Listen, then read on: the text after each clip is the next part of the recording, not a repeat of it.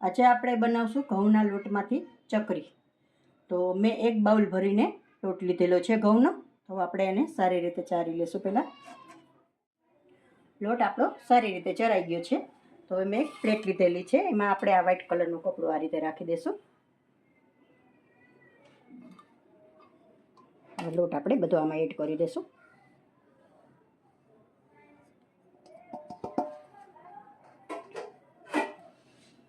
હમણાં આપણે કંઈ જ એડ નથી કરવાનું, પહેલાં લોટને આપણે બાફી લેવાનો છે. આ રીતે આમ પોટલી જેવું બનાવી અને પછી આ રીતે આમ ઢોકળિયું મેં લીધું છે, એમાં પાણી નીચે રાખેલું છે. આ રીતે એક વાસણમાં રાખી અને ઢોકળિયાને આપણે પેક કરી અને 15 મિનિટમાં બફાવા દઈશું આપણે લોટને. આવી રીતે કડક થઈ જાય લોટ, એટલે લોટ આપણો બફાઈ જાય સરસ. હવે આપણે આને 10 થી ભાંગી લેશું. હવે આપણે લોટ બાંધી લેશું. હવે બધા મસાલા એડ કરી દઈશું.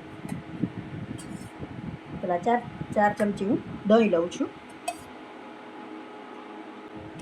7 થી 8 મેં મરચાં અને આદુ બે પીસેલું છે, એ એડ કરી દઈશું. 1 ચમચી હળદર પાવડર.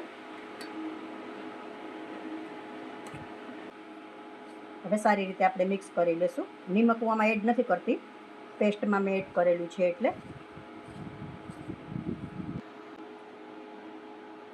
2 ચમચી જેટલું તેલ એડ કરું છું.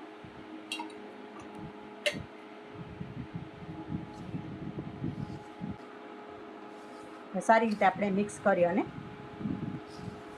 લોટ બાંધી લેશું. લોટ આપણો બંધાઈને તૈયાર છે. જો બહુ કડક હોય નહીં અને બહુ ઢીલોય નહીં, એવું બાંધવાનું છે. તેલ આપણું ગરમ થાય છે ત્યાં સુધીમાં આપણે ચકરી પાડી લેશું.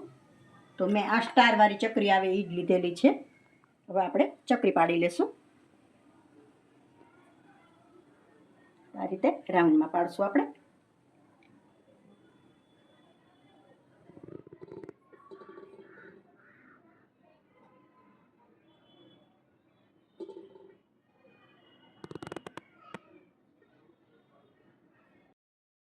ચકરી આપણી બધી વડાઈને તૈયાર છે. હવે આપણે તળી લેશું. તેલ પણ આપણું સારી રીતે આવી ગયું છે.